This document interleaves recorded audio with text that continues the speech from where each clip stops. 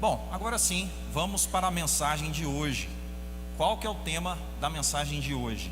Eu decidi acreditar e a culpa é sua.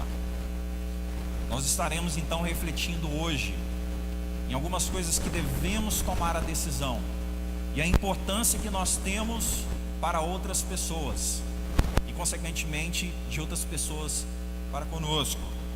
Mas antes eu quero pedir para que você abra sua Bíblia em Provérbios, capítulo 20, versículo 22.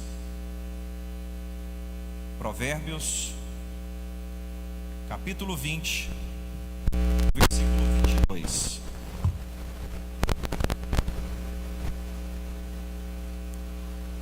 Toda essa série baseada em Provérbios.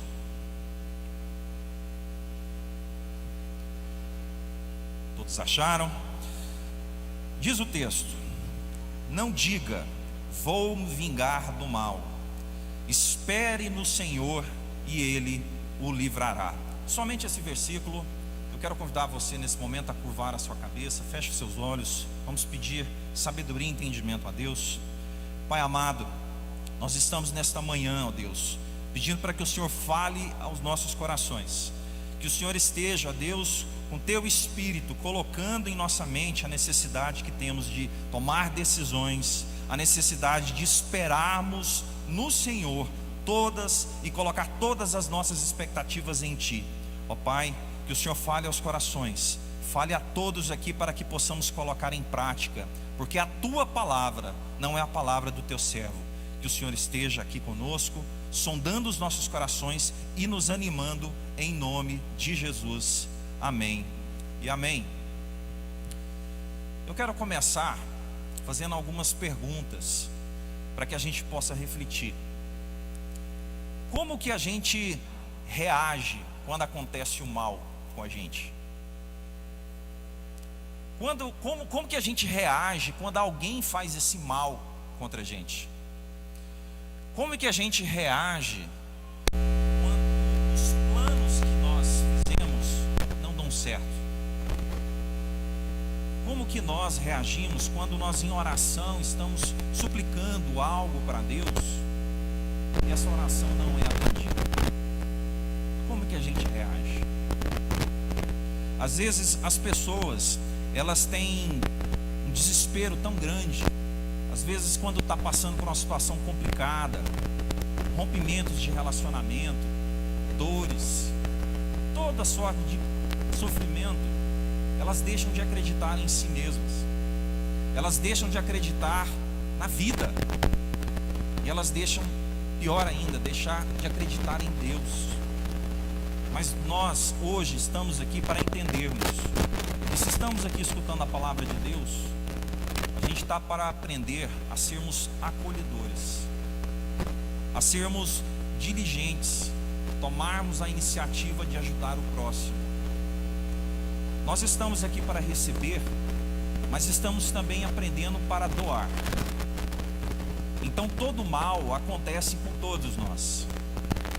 Mas uma das grandes diferenças que nós cristãos temos é justamente de não só ficar recebendo, também de poder fazer pela pessoa. Porque eu tenho certeza que Deus sempre levanta alguém também para nos ajudar. É através de uma conscientização nesse quesito que uns vão cuidando dos outros. É um cuidando do outro. Mas muito disso tem a ver com o lugar que Deus ocupa no nosso coração. Sim, a partir do momento que Deus ocupa mais o nosso coração, o nosso entendimento, a gente tem consciência da posição daquilo que a gente deve fazer, ajudando o próximo. Consequentemente, isso retorna a nós.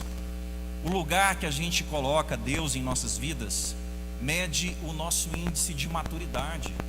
Sim, nós temos a maturidade emocional, psicológica, mas nós também temos a maturidade espiritual. Qual é o nível de maturidade espiritual no qual nos encontramos hoje? Provérbios nos ensina que saber esperar em Deus é sinal de equilíbrio. Presta atenção no que eu vou falar agora. Ter equilíbrio é saber que Deus é o Senhor. Ter equilíbrio é ter a coragem de se deixar conduzir por Deus. Ter equilíbrio é não fazer o outro pagar, mas deixar com Deus a justiça. O que às vezes pode implicar que essa justiça ela não seja humana. Será que estamos prontos para isso? Estamos conscientes disso? Ter equilíbrio é saber que a maior reparação pelo dano recebido é o perdão. E o perdão ele asfalta um caminho de liberdade, de tranquilidade nas nossas vidas. Ter equilíbrio é mesmo em dores internas ouvir a palavra de Deus. Porque só quando estamos enfrentando situações, estamos sendo provados. Porque enquanto estamos tranquilos, é fácil falar que escutamos a Deus, estamos louvando, estamos adorando. Mas começa a passar dificuldade para você ver. Começa a passar provação para você ver. É nesse momento que a gente tem que ter o equilíbrio de continuarmos a escutar a palavra de Deus. Provérbios ele nos confronta nesse quesito. E ele nos dá conselhos. Porque conselho que nos agrada não é conselho de Deus só porque nos agrada. Porque às vezes a gente quer escutar das outras pessoas a nossa opinião sobre alguma coisa, quando na verdade a gente tem que estar preparado para escutar algo diferente. E não é porque a gente escutou aquilo que nós gostaríamos de escutar que vem da parte de Deus. Às vezes é cômodo escutarmos esse tipo de coisa, e muitas vezes é necessário, sim, uma exortação. Conselho que não mostra o preço a ser pago não é conselho de Deus. Vamos cortar caminho, vamos fazer mais fácil, tranquilo. Tudo nessa vida tem dedicação, tudo nessa vida tem que ter suor. O que vale a pena mesmo exige muita persistência. A gente se esquece disso e quer geralmente, alguns, cortar esse caminho. Então deve ser colocado que sempre há um preço a ser pago pelas boas escolhas. Conselho que não pede arrependimento se pecarmos não é conselho de Deus. Se a gente está aconselhando alguém ou sendo aconselhado de algum ato errado, de algum pecado, e não temos uma orientação ou não damos a orientação de arrependimento, não é conselho. Da nossa parte tem que vir um conselho de Deus. Se tiver que falar em amor aquilo que está sendo errado, para que a pessoa possa se arrepender, é papel nosso, tem que ser feito. Provérbios nos ensina a voltar a acreditar independente das circunstâncias. Esse é um desafio nosso como cristãos. Então, mediante isso, eu vou expor para vocês aqui mais detalhadamente alguns pontos. E eu quero começar com o seguinte: eu decidi acreditar que Deus e as pessoas não têm culpa. Fui eu que errei. A gente já começa já com um tapa na cara. Sim, porque a tendência de querermos culpar a Deus e principalmente as pessoas é muito forte. Porque o universo não conspirou contra mim. Eu é que fiz as escolhas erradas. Porque ninguém obriga a escolher um companheiro. Quem escolhe as pessoas no relacionamento somos nós. Quem escolhe a área em que vamos trabalhar somos nós. Quem escolhe a área em que vamos estudar somos nós. Aí, de repente, a gente tem um ímpeto, uma coisa totalmente, um pensamento errado que nos desvia desse caminho, e a gente quer culpar o próximo, quer culpar a Deus, porque a gente sempre tem o hábito de colocar e fazer justificativa de tudo. Geralmente, quando se é pressionado para alguma coisa que deu errado, a nossa mente, a primeira coisa que ela tende a fazer é ficar pensando em justificativas. Não deu errado porque não, eu sei que eu não fiz tal coisa, mas olha, se meu chefe tivesse me dado uma oportunidade ali, ou se o meu colega de trabalho não tivesse feito alguma coisa, ou se a minha esposa não tivesse feito alguma coisa, nada teria acontecido. Pois eu convido a vocês a pensarem em vocês primeiro, individualmente, a tomarem uma decisão de olharem para dentro de si e perceberem que isso não é problema dos outros, não é problema de Deus, e muitas das vezes compete a uma decisão sua. O cartão de crédito e de débito, ele não passa sozinho. O carnê, ele não materializa sozinho na casa da gente. Tudo isso são opções que nós fizemos, mal planejadas ou não. E aí, quando alguma coisa errada acontece, a culpa é dos outros? Não é. A culpa é nossa. As pessoas não me rejeitaram. Eu é que afastei. Eu é que as afastei. Eu coloquei uma charge de um gatinho ali, ó. Sou tão solitário. Por que eu vivo tão sozinho? Será que essa solidão nunca vai acabar? Chega alguém, oi gatinho, tudo bem? Me deixa. Será realmente que são as pessoas que se afastam da gente? Muitas das vezes a gente tem essa percepção de isolamento, mas será que nós não estamos sendo muito intolerantes? Muito exigentes? Às vezes muito sensíveis? Será que às vezes a gente não está sendo inconveniente nos nossos relacionamentos? E perceba que você pode denotar que isso é uma relação aqui nossa, como membros, mas na sua casa também. Às vezes há uma indisposição até de conversar. E a pessoa, se for refletir bem a fundo, for entender, ela vai perceber que muitas das coisas, eu não estou falando todas, mas hoje eu estou te trazendo a reflexão daquilo que pode competir a você. Muitas das vezes é você que poderia reagir diferente e não ficar como esse gatinho que eu só ilustrei. Muitas das vezes a gente tende a culpar os outros e a Deus. Está no momento de tomarmos a decisão, entendermos a nossa parte e decidirmos mudar. Não é que tudo está dando errado. Eu é que escolhi o caminho mais difícil.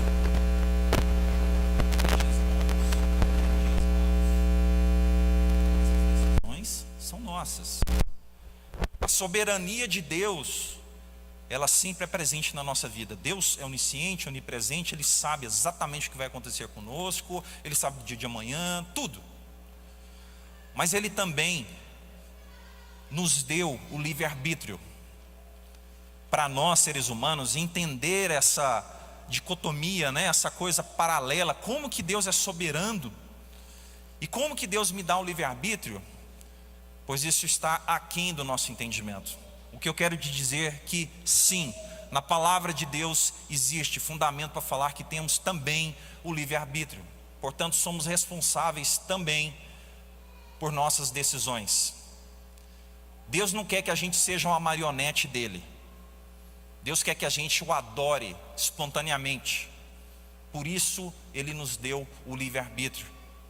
E a gente tem o hábito de ficar escolhendo os caminhos errados, muitas vezes por decisão nossa. Somos teimosos suficientes para permanecermos errando, às vezes porque aquele erro está nos dando prazer.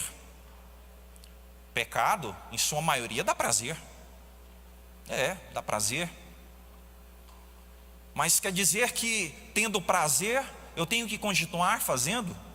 Será que esse prazer a curto, médio, longo prazo, dependendo do que for, no estágio da vida de cada um, não nos vai levar à ruína? Percebam que as nossas escolhas podem fazer muito prejuízo em nossas vidas. E às vezes as pessoas elas tendem, no momento da decisão, escolher um caminho mais rápido, como eu já disse, acreditando que esse é um caminho melhor, que vão alcançar o objetivo realmente mais fácil, quando na verdade podem trazer prejuízos severos e ter que recomeçar tudo.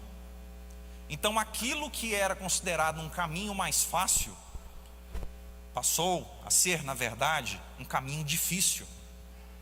E aquele que era difícil, que exigia dedicação, levantar cedo, suor, muita oração, muita súplica, no final nos vai dar tranquilidade, nos vai dar paz. Perceba,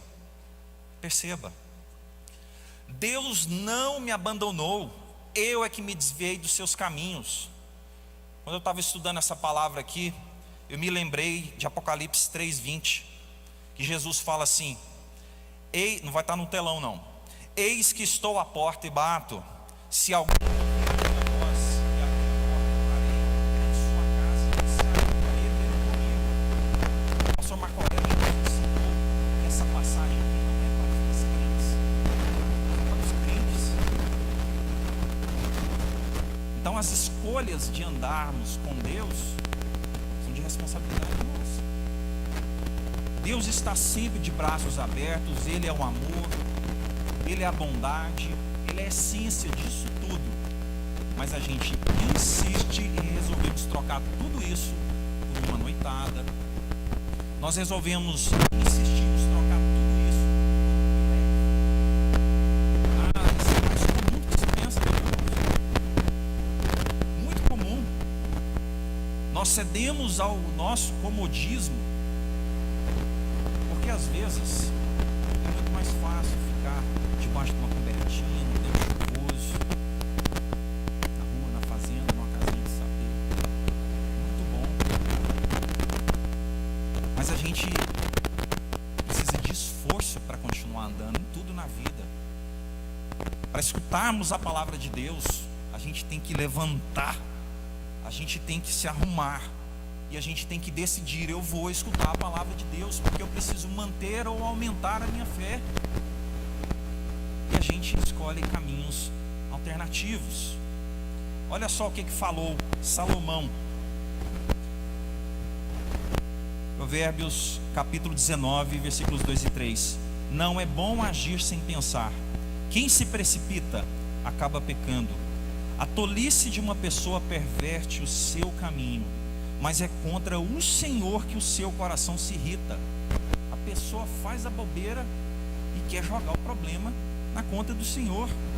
A pessoa quer agir por impulso, quer agir por instinto. Aí as pessoas, por conta própria, quando a coisa começa a dar errado, por insensatez, começa a devolver essa culpa ao Senhor. A pessoa, às vezes, e olha, as pessoas às vezes recebem convites, não é só jovem não, é adulto, marmanjo, vamos ali. Ah não, eu não posso, eu sou casado, ou eu sou solteiro, não me interessa, dependendo do lugar, pode ser qualquer situação. Ah, vamos ali. Ah, o que tem, rapaz? Você acha que só adolescente escuta esse tipo de coisa? Não, senhores de cabelo branco, escuta essas coisas. O que tem? Só um pouco. Larga de ser besta. Lá na sua casa é a mulher que te manda você? Para com isso. E aí as coisas vai cedendo. Às vezes as pessoas não percebem a responsabilidade que tem em lidar com as redes sociais. E aí acaba postando fotos, isso tanto homem quanto mulheres, tá? Acaba postando fotos que podem expor desnecessariamente alguma coisa da sua privacidade. É algo que não necessariamente é pecado, mas é alguma coisa íntima, que deveria ser colocado só aos próximos. E as pessoas colocam na rede social, expõem, aí depois a fama vem, a pessoa fica chateada, às vezes a pessoa nem entende o porquê daquela fama, a pessoa começa a ser pré-julgada, julgada, a coisa vai acontecendo, a rebeldia vai vindo no coração, porque as pessoas começam a destratar, ou às vezes as pessoas que se aproximam são pessoas que ela não queria, E aí começa a querer culpar a Deus. Poxa, mas só chega perto de mim pessoas que depois vai dar problema. Olha a nossa responsabilidade. Escolhemos os caminhos certos. A gente tem que tomar a decisão de fazer as escolhas certas, os caminhos certos. Em Provérbios 1:7 fala assim: o temor do Senhor é um princípio do saber, mas os insensatos desprezam a sabedoria e o ensino. Fora essa sabedoria que a gente conhece, né, que é essa de vida, que a gente acrescenta com o passar dos anos, às vezes também com experiências escolares, essa coisa toda. Qual é a única sabedoria que pode verdadeiramente ensinar uma pessoa a ser uma pessoa de bem, a ser uma pessoa que vai buscar a Deus, se não a sua palavra, a palavra de Deus? A gente quer ignorar, achando que a experiência de vida já me deu a sabedoria suficiente. Eu já sou um homem, uma mulher madura. E se esquece de que a palavra de Deus é a verdadeira sabedoria, e que muitas das vezes a gente quer ignorar. Mas eu preciso também acreditar que Deus tem o melhor para mim. Provérbios 16:7 fala assim: se os caminhos de alguém são agradáveis ao Senhor, Ele faz com que até os seus inimigos vivam em paz com Ele. Se estamos buscando ao Senhor, se estamos realmente adorando ao Senhor, Deus sim, Ele age a nosso favor. Eu me lembro quando eu estava lendo esse versículo, da história de Davi. Davi fugia demais dos seus inimigos. Quanto tempo ele ficou fugindo, até ter um reino efetivamente de paz, a ponto de que seus inimigos literalmente o deixaram em paz, porque sabia que Davi estava servindo a um único Deus verdadeiro, poderoso. E essa promessa não é só para Davi, ela é para nós também. Se nós seguirmos ao nosso Deus, Deus pode nos dar uma paz que transcende o nosso entendimento. Quantos creem nisso? Amém? Às vezes a gente perde a noção. Aí as pessoas falam: não, mas essa paz é porque eu queria estar em casa, tranquilo, Netflix, conta paga, tudo tranquilo, sem ter problema nenhum. Não é essa paz que Deus nos promete. A paz que Deus nos promete, e que é justamente isso que transcende o nosso entendimento, é: apesar de todos os problemas que estamos enfrentando, ainda cremos nele, ainda temos esperança, estamos agarrados com ele, confiando que amanhã será melhor. É isso que é a paz que Deus nos promete. Mas eu tenho uma outra coisa que vai fazer com que a gente tome uma decisão. Eu decidi acreditar que as minhas palavras têm poder. Agora eu acredito que o que eu falo pode edificar ou destruir. Sim, a gente escuta demais no meio secular, neurolinguística, coach, psicólogos, de que a palavra tem poder. Só que esse ensinamento, ele é bíblico, ele vem de muito antes, de que a nossa palavra tem poder. Eu tenho que falar de maneira positiva para que eu possa atrair as forças do universo para mim. Nada disso, nada de misticismo. Nós estamos falando da palavra de Deus. A palavra de Deus nos ensina de que a palavra tem poder. É deixar de falar coisas inúteis para o seu cônjuge, é deixar de falar coisas inúteis aos seus filhos, às pessoas que você convive. Comece a proferir palavras de bênção. Você é cristão, está aqui como eu, aprendendo da palavra de Deus. Vamos proferir palavras do bem, palavras de Deus. Essa palavra tem poder. Agora eu sei que as minhas palavras eram o meu pior inimigo. Sim, porque você não vigiava a sua língua, e essas coisas estavam afastando você do propósito de Deus. Essas coisas estavam fazendo você perder oportunidades profissionais. Essas coisas estavam fazendo com que às vezes você balançasse o seu casamento. Essa coisa estava fazendo com que você às vezes não conseguisse arrumar um namorado, um relacionamento, as pessoas que te cercam, tudo isso. Agora eu entendo que eu preciso pensar antes de falar. Eu toco bateria também. Alguns já me viram tocando aqui por um tempo. Eu sou autodidata, mas eu entendo pouco de que na partitura musical tem também a pausa. A pausa é algo muito importante na música, é o momento de respirar. Imagine se fosse uma música contínua, não tivesse pausa. Tem que ter pausa. A pausa, ela é tão importante como uma nota. Da mesma forma eu falo, às vezes o silêncio da nossa parte também é muito importante. Assim como a palavra tem poder, às vezes o silêncio, aplicado no momento certo, ele também tem o seu devido poder.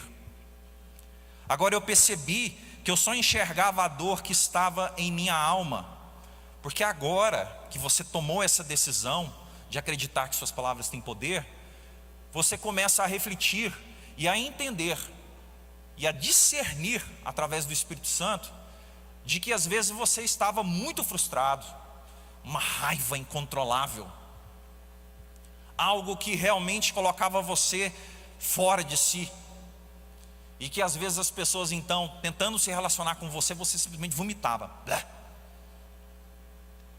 Tudo isso, você começou a entender que as suas palavras têm poder, e você começou a decidir que nesses momentos você vai começar a filtrar mais, as suas palavras. Agora eu sei que as minhas palavras podem acalmar um coração ou deixar alguém ansioso. Olha só o que fala Provérbios sobre isso. A ansiedade no coração pode abater alguém, mas uma boa palavra traz alegria. Me responde uma pergunta aqui, presta atenção em mim aqui, olha aqui, por favor. Você é daquelas pessoas que animam ou derruba a pessoa? A pessoa vai chegar perto de você, pedindo um conselho, falar assim: nossa, olha, eu abri a minha empresa. Ah, é?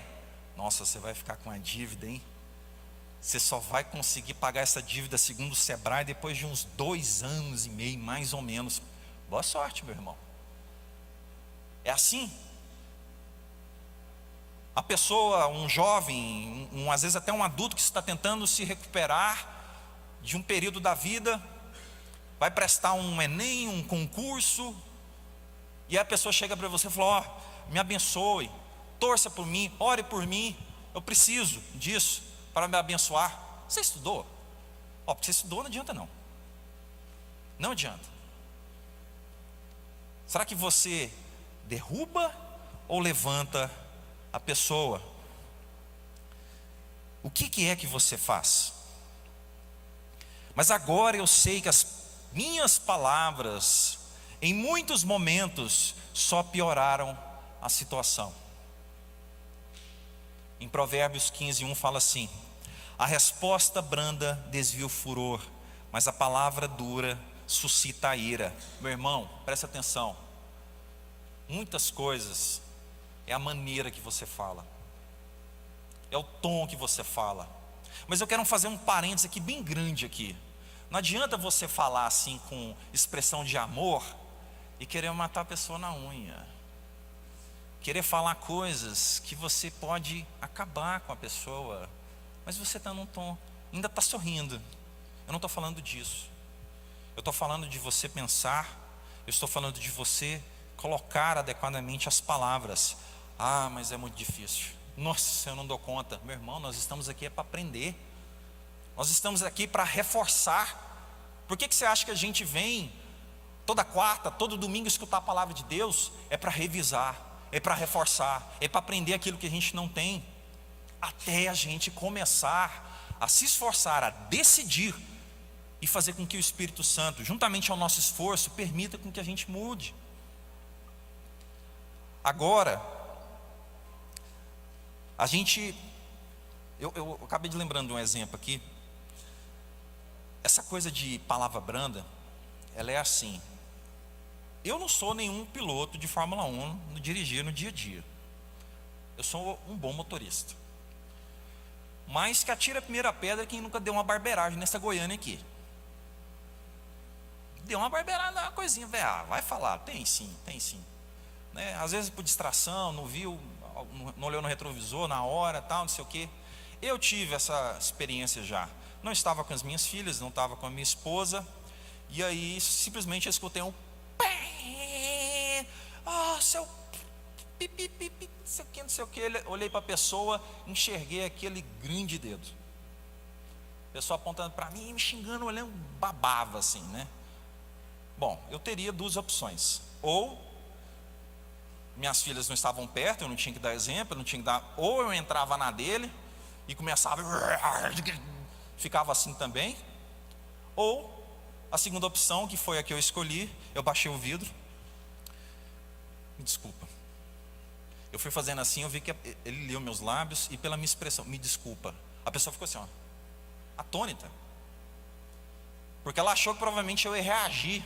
E sei lá o que ia dar essa briga, né? A escolha que você tem que fazer é de brandura. Não é fácil, não. O sangue sobe na cabeça? Sobe. Lógico que sobe. O sangue está correndo nas veias. A vontade que está de você virar o Hulk ali. Mas não é assim que funciona. Não é assim que funciona. Eu tenho uma outra coisa para que a gente tome a decisão hoje. Eu decidi acreditar que eu posso ser mais forte, que minhas limitações podem ser superadas pela fé. Sim, as minhas limitações podem ser superadas. Olha, eu tenho 37 anos. Eu sou convertido desde os 22. Eu tive um período afastado. Depois eu voltei de novo. No que eu voltei para essa igreja aqui, Deus me pegou por aquilo que eu mais gostava de fazer, que era tocar bateria, e me colocou lá tocando bateria. Aí no que eu fui tocando bateria, foi passando os louvores, meu coração foi quebrantando. Logo eu já estava rendido de novo. Começou assim, recomeçou assim. Eu estava rendido de novo. Aconteceu que aí eu fui assumir os adolescentes, fui cuidar dos adolescentes. Fiquei 3 anos e meio cuidando. Foi uma responsabilidade, uma experiência fantástica. Aí de repente o pastor me chama para auxiliá-lo. E aí de repente o pastor me coloca para começar a pregar. Vocês acham verdadeiramente que eu fazia planos de estar pregando hoje? Vocês acreditam verdadeiramente de que era algo que eu almejava? Minha família está ali atrás. Tenho certeza que nem eles, nem a minha esposa, ninguém, eu não imaginava. Mas eu resolvi que eu posso ser mais forte, enfrentar as minhas limitações. Mesmo às vezes aquele não, eu sou tímido. Meu irmão, quando Deus tem alguma coisa para você, seja forte. Abrace. Vá com medo, mas faça. Deus vai te dar força para isso. Ah, mas eu não sou capaz mais de voltar a estudar. Como que não, meu irmão? Eu lembro que minha mãe terminou o 2º grau dela, me levando para estudar. Eu ia pequeno com ela, junto para a escola, porque ela não tinha com quem deixar. Ia terminar o 2º grau. Foi concluir a faculdade dela, depois de mais velha, eu já estava casado. Concluiu a faculdade dela. Meu pai fez uma 2ª graduação. Não tem esse negócio de não posso voltar mais a estudar, já passou meu tempo, agora é para as próximas gerações. Que é isso, meu amigo? De jeito nenhum. Volto a repetir, eu imaginava que com 36 anos de idade Deus ia me chamar para estar pregando aqui para a igreja. Não tem isso não. Voltar a estudar a mesma coisa. Eu não sou capaz de assumir novos desafios no meu serviço ou no mercado. Não, eu tenho medo, sou tímido, eu não sei o quê. Mas você quer aquilo? Você tem vontade? Peça força ao Senhor. Peça direcionamento. Que Ele te dê vontade, ter coragem de conversar com o seu chefe. se dispor a, às vezes, funções de chefia, ou às vezes abrir a sua empresa, o que seja de desafio na sua vida. Aceite novos desafios, decida ser forte. Eu não sou capaz de servir a Deus. Meu irmão, como que não? Não, Regis, mas eu não me imagino aqui com o microfone aqui em cima. Pensamento errado. Servir a Deus tem diversas formas. Diversas formas. E tudo importante. Não é porque está aqui na frente pregando, falando para vocês que é mais importante do que aquilo que você faz aqui na igreja, não. De jeito nenhum. Todos somos pedras que fazemos parte desse bloco, dessa construção de corpo de Cristo. Eu não posso servir a Deus. Não, tudo bem, às vezes você não tem uma função na igreja, mas você é responsável por pregar para o seu pai. Você é responsável por pregar para o seu irmão de sangue. Às vezes você é responsável, está vindo a oportunidade de pregar para o seu vizinho, para o seu colega de trabalho. Isso também é servir a Deus. Como que você não tem papel? A palavra de Deus fala que todos nós temos que irmos e pregarmos o evangelho, fazer discípulos. Às vezes você pode ser mais tímido, mas da sua maneira você pode ajudar alguém a plantar uma semente e fazer com que essa pessoa venha crer em Cristo. Você pode ser forte e conseguir fazer isso. Mas eu não sou capaz de ser uma pessoa melhor, um marido melhor, uma esposa melhor, um filho melhor. Claro, meu amigo. Claro, minha irmã e meu irmão, se estamos aqui aprendendo, é porque queremos ter um coração quebrantado. Estamos aqui implorando e pedindo para o Espírito Santo nos dar força para deixarmos de ser, às vezes, um marido truculento, que fala bobagem demais, que trata a sua esposa de maneira depreciativa, que trata seus filhos de maneira antiquada, sem diálogo. Como que Deus não pode agir na nossa vida em nosso favor se estamos aqui buscando e procurando Ele? Sem sombra de dúvidas, o nosso maior desafio, o seu maior desafio, não são as outras pessoas, são vocês mesmos. É você contra você, é você tentando se superar. Eu decidi acreditar que eu posso ser mais forte e que eu não tenho que fraquejar o tempo todo. Deus é imutável. Antes nós fôssemos como Ele, não mudando, não fraquejando, mas a gente erra. Todo mundo sabe, isso é batido, a gente sabe que é pecador, falho. Mas porque a gente é falho e pecador, a gente tem que se entregar para o erro e para o pecado, falar, não tem mais jeito, está tudo perdido. Lógico que não. Vamos tomar a decisão de não fraquejarmos diante da vida. Eu decidi acreditar que eu posso ser mais forte que muitas tentações que cercam. Tome uma decisão, meu irmão, minha irmã. Pare de acessar sites indevidos. Pare de conversar com a mulher ou com o homem que você sabe que não vai prestar. Tome uma decisão. A gente está aqui para sermos fortes. Fugir da aparência do mal. Fugir da aparência do mal também é demonstração de fortaleza.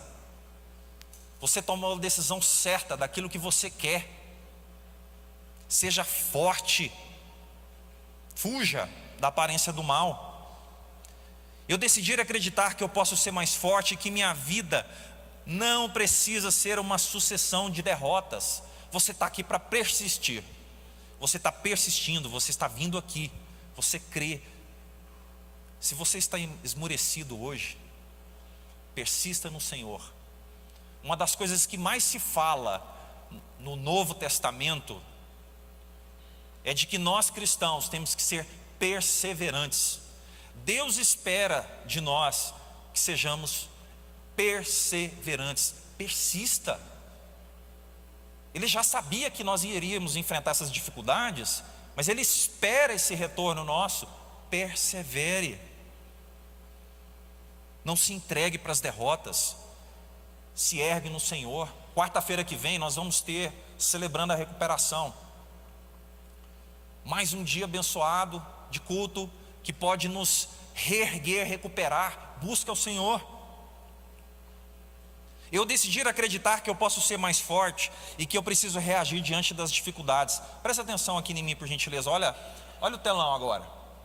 Se você se mostra fraco no dia da angústia, é porque a sua força é pequena. Agora tem um outro texto. Porque como imagina sua alma, assim ela é. Quem é você ali? Figura conhecida por nós. Quando você se olha, você se enxerga forte? Ou você se enxerga todo frágil?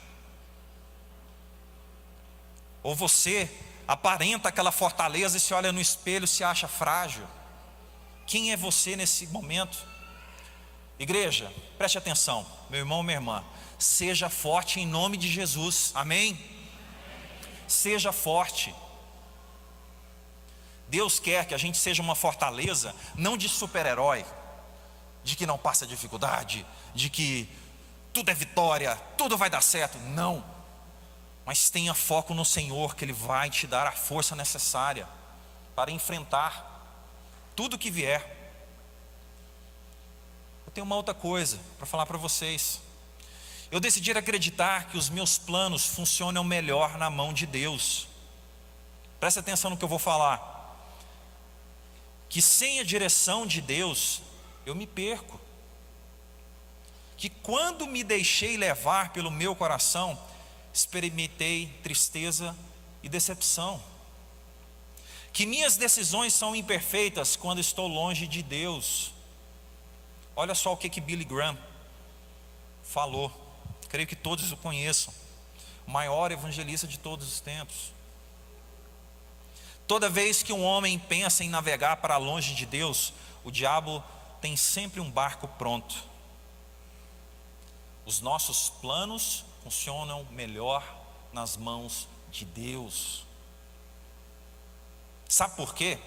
Porque quando a gente afasta de Deus, os nossos parâmetros vão mudando. Aquela coisa rígida que tínhamos sobre o conceito do evangelho vai se esfacelando. Aquele conceito de ética e moral que nós tínhamos vai relativando, vai ficando mais elástico. Aí volta aquelas perguntas das pessoas que podem chegar para a gente e falar assim: o que que tem? Deixa. Aí você começa, quando você se afasta, você começa a relativizar. Aí você fala: não é verdade, sabe? Não, o que que tem, né? Só hoje e tal. Aí, como o pastor dizia em outras pregações, aí você começa a entrar num círculo vicioso, em que você começa a falar: o que que tem hoje? Aí você quer semana que vem, aí semana que vem, na outra semana, aí depois de 6 meses, fala: não, um dia na semana está pouco, e você começa a aumentar, e tudo vai se relativizando, tudo. Aí você, como diz Billy Graham, escolheu o barco errado. Escolheu o barco errado. Mas eu também decidi acreditar que eu preciso de Deus para alcançar meus sonhos. Meu irmão, claro, Deus, às vezes as pessoas, uma das coisas que eu já vi em discussões é falar assim: nossa, mas Deus abençoa a todos, quem acredita dele e quem não acredita. Deus tem uma graça comum que alcança todos desse mundo, todos.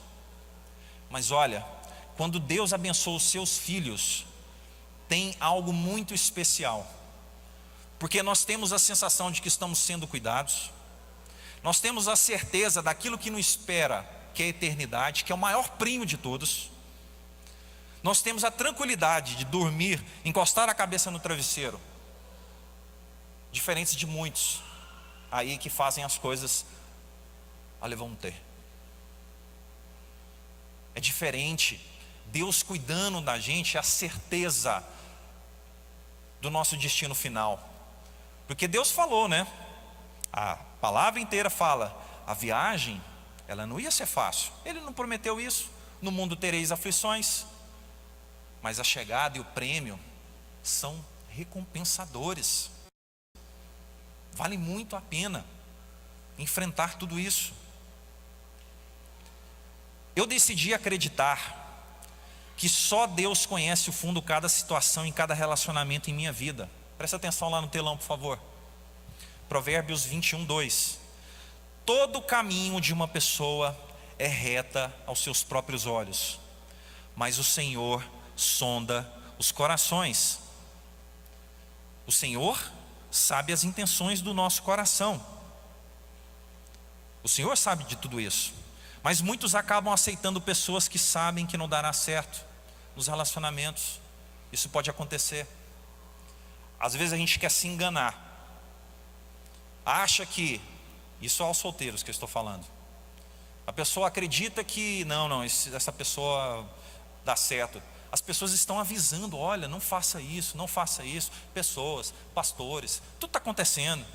E a pessoa: não, mas é de Deus, eu tenho certeza disso. Vai tomando a decisão precipitada, vai tomando a decisão errada.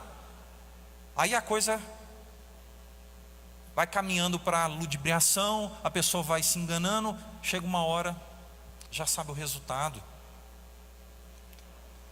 Deus sonda os nossos corações. Aqui eu quero falar aos solteiros: nenhum relacionamento compensa o preço de te afastar de Deus.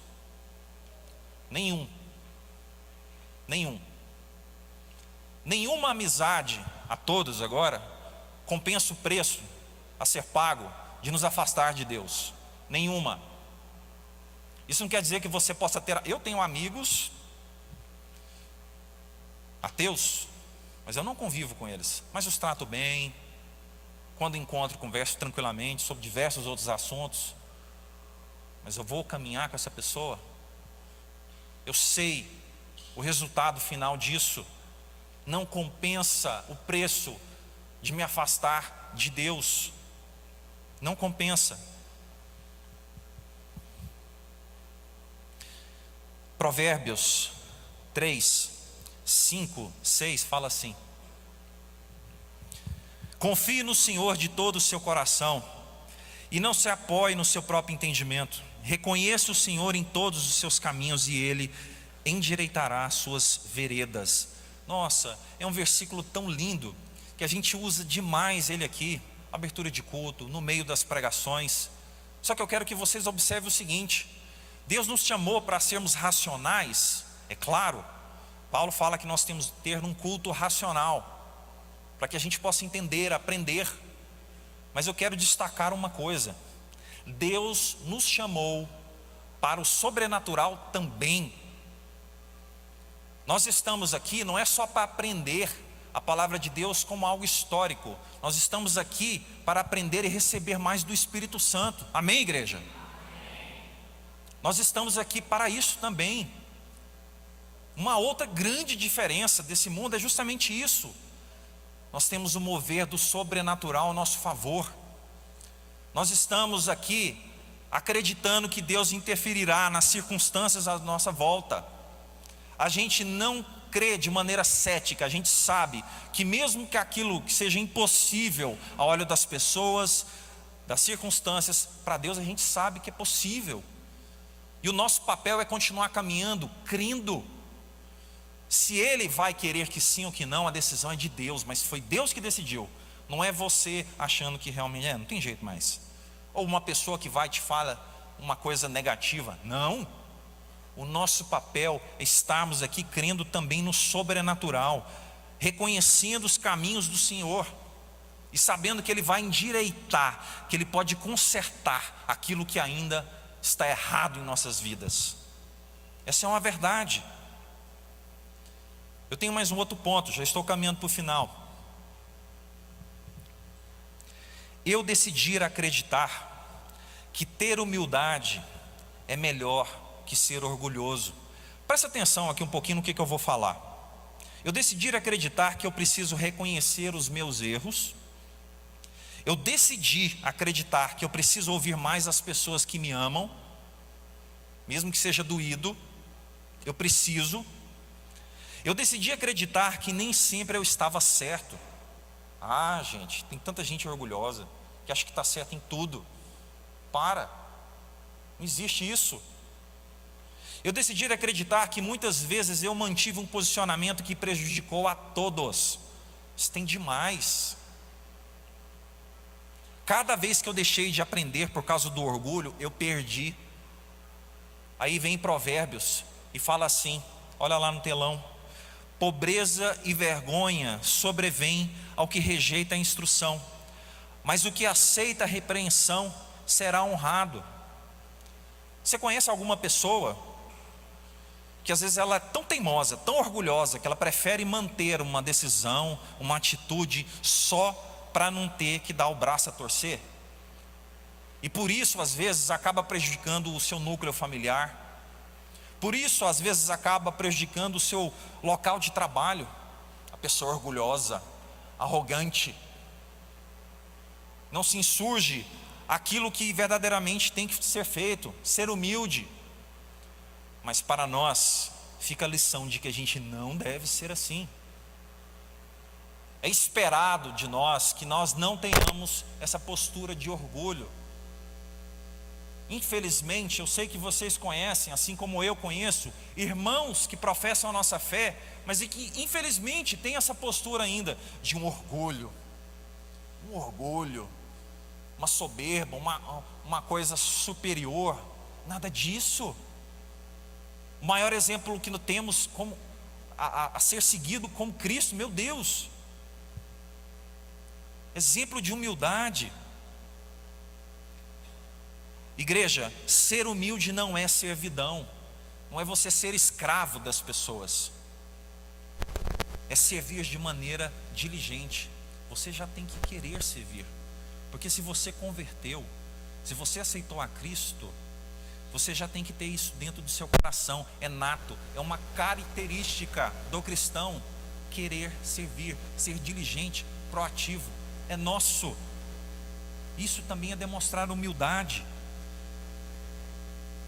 Agora as pessoas entendem que às vezes a humildade é você viver de maneira totalmente amaterial, não ter nada, não possuir nada. Aquela teologia mortificada, sempre de pano de saco. Não tem nada disso.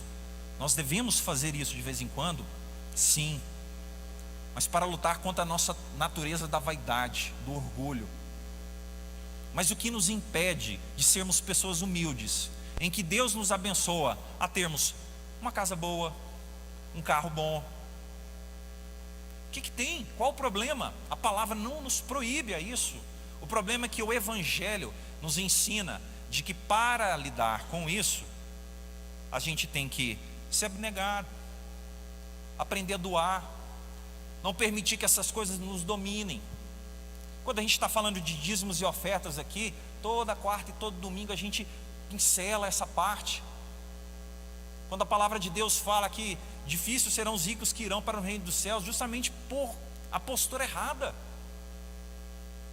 Quer dizer que o cristão ele não pode ter essa parte próspera de sua vida, só outras partes prósperas? Não, a pessoa pode ser humilde, ela pode ter essa condição, mas qual é a postura diante dessa condição? Essa é a pergunta. E a resposta é: seja humilde conforme Deus nos ensinou.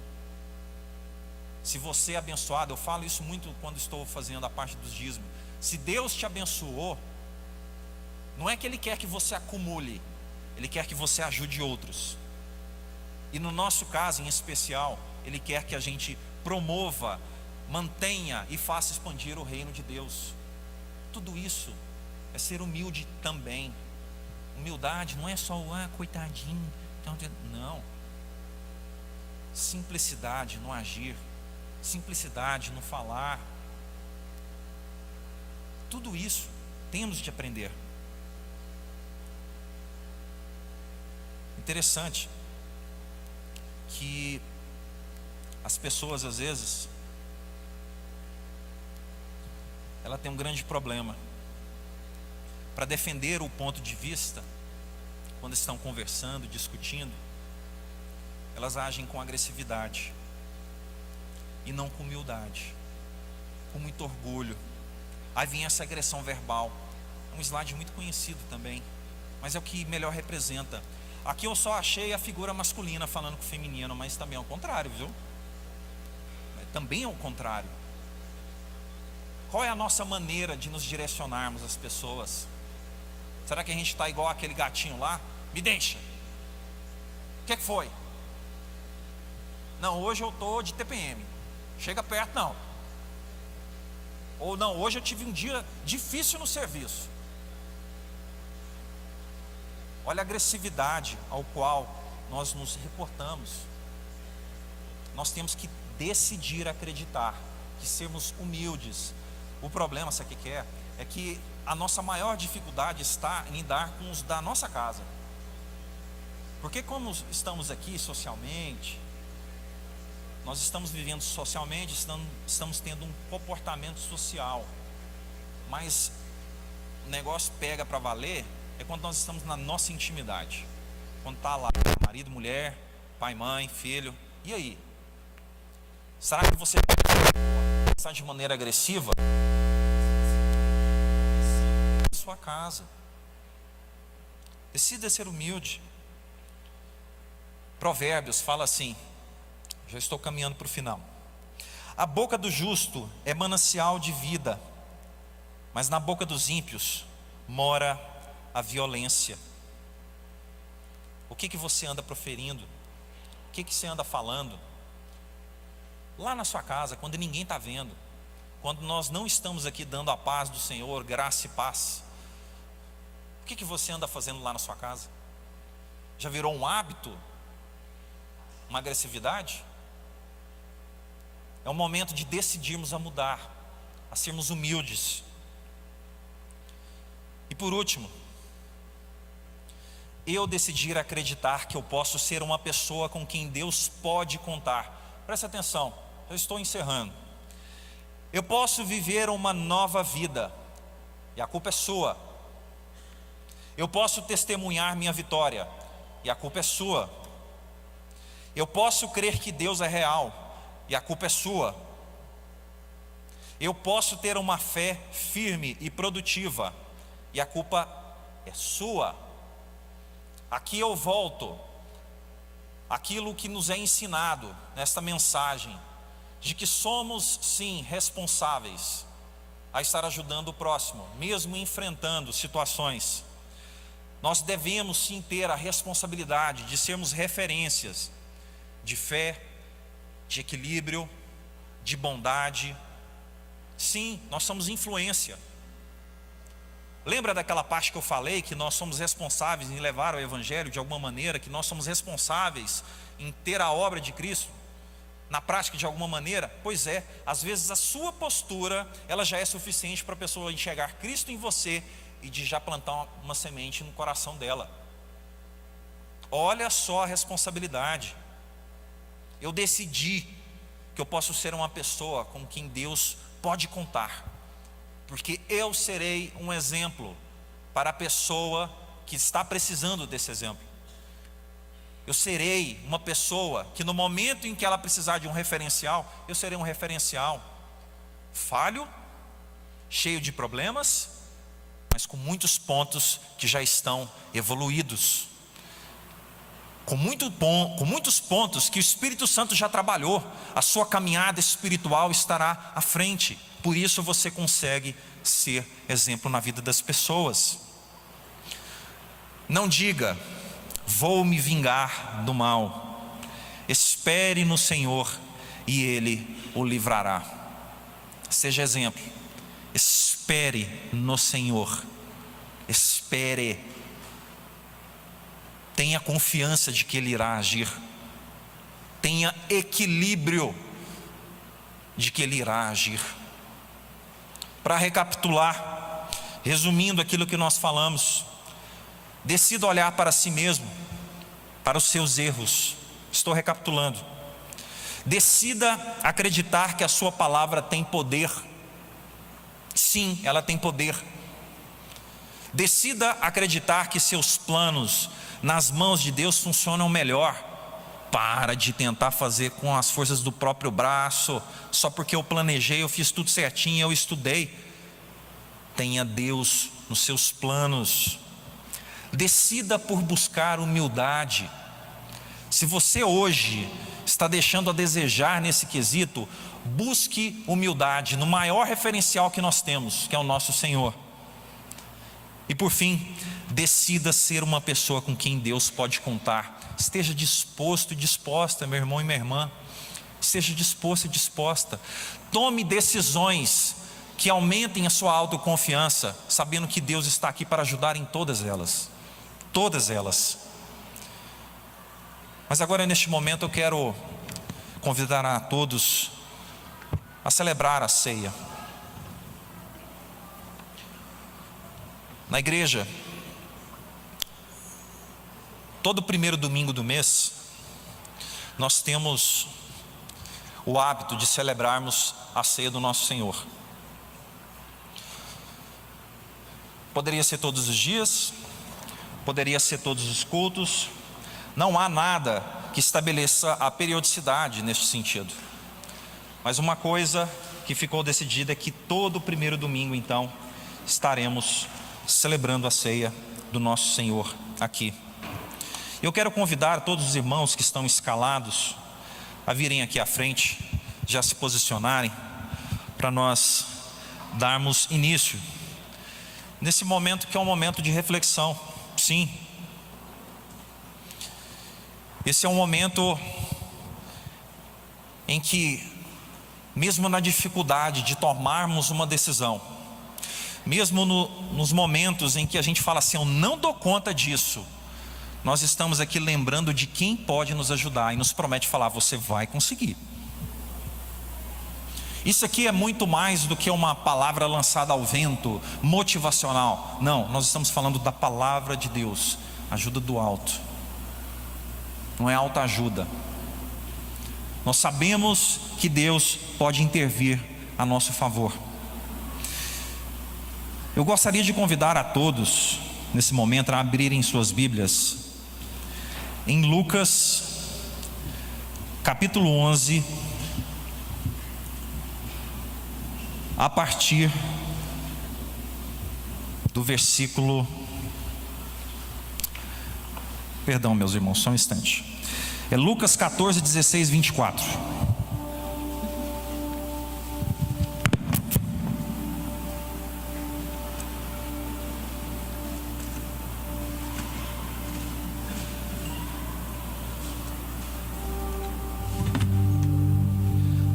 Lucas 14, versículos 16 a 24. Preste atenção e acompanhe a leitura comigo, por favor. Quem não tiver a Bíblia, tiver no smartphone, não tem problema. Vamos prestar atenção. Certo homem deu uma grande ceia e convidou muitos. À hora da ceia, enviou o seu servo para avisar aos convidados: venham, porque tudo já está preparado. Mas todos eles, um por um, começaram a apresentar desculpas. O primeiro disse: comprei um campo e preciso ir vê-lo, peço que me desculpe. Outro disse: comprei 5 juntas de bois e vou experimentá-las, peço que me desculpe. E outro disse: casei-me e por isso não posso ir. O servo voltou e contou tudo ao seu senhor. Então, irado, o dono da casa disse ao servo: saia depressa para as ruas e becos da cidade e traga para cá os pobres, os aleijados, os cegos e os coxos. Mais tarde, o servo lhe disse: patrão, já fiz o que o senhor mandou e ainda há lugar. Então o senhor disse ao servo: saia pelos caminhos e atalhos e obrigue a todos a entrar, para que a minha casa fique cheia. Porque digo a vocês que nenhum daqueles homens que foram convidados provará da minha ceia. Glória a Deus. Deixa eu explicar rapidinho aqui o sentido disso. Primeiramente, essa parábola ela nos ensina o do porquê que a nossa igreja ela faz com que a ceia seja um momento aberto a todos que queiram participar. Essa parábola ela estava colocando o Senhor ali, que literalmente é a representatividade de Deus.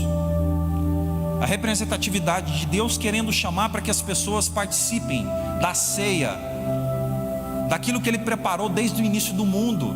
o reino de Deus, ele queria que todos participassem. Naquela época em que foi escrita, os fariseus e os escribas, eles não queriam participar, eles não perceberam a vinda de Cristo naquele momento, então eles não quiseram participar. Por isso, na parábola, o Senhor estava falando que aqueles primeiros que foram convidados não quiseram participar. E se você trouxer para nós, quantos não querem participar? Entendem o motivo, mas não querem participar. Daí o Senhor pediu para o seu servo falar assim: não, vai lá, busca coxos, aleijados, pessoas com defeitos. Opa, pessoas com defeitos, pessoas pecadoras, somos todos nós. A oportunidade de participarmos de um memorial deste momento foi dada pelo nosso Senhor. E ele ainda saiu falando: não traz, traga todo mundo. Ele ficou irado porque não vinha tudo, a casa dele não estava cheia. Ele quer que todos nós participemos. Esta ceia representa justamente o do porquê que nós celebramos de maneira aberta. Batizado, não batizado, crente, não crente, membro da igreja ou não é membro da igreja. A ressalva é: você crê que neste momento está sendo celebrado um memorial que representa o sacrifício de Jesus? Você reconhece de que Ele é o seu Salvador? Então você pode participar da ceia. O problema, nos versículos à frente daquilo que nós vamos ler, no momento de ceiar, é que se nós não cremos nisso, e se fazemos de maneira displicente, nós estamos tomando juízo para nós mesmos. Isso não quer dizer que você não possa ceiar, porque eu estou pecando, vem aquela tradição, né? Não, eu não sou batizado, mas eu tenho muitas falhas, eu sou pecador, meu Deus, eu não posso participar não, porque hoje eu pequei. Nada disso. Assim como Wagner falou no início do culto, eu sou justo por meio de Cristo Jesus. Você é justo por meio de Cristo Jesus. Ele justificou a todos nós que cremos nele. E se a gente crê nesse momento, a gente sabe que podemos participar. Temos o direito, porque ele nos concedeu esse direito.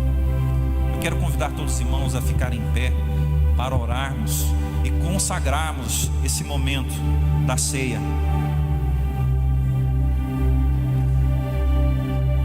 Eu convido a todos a curvarem a sua cabeça nesse momento, fechar os seus olhos.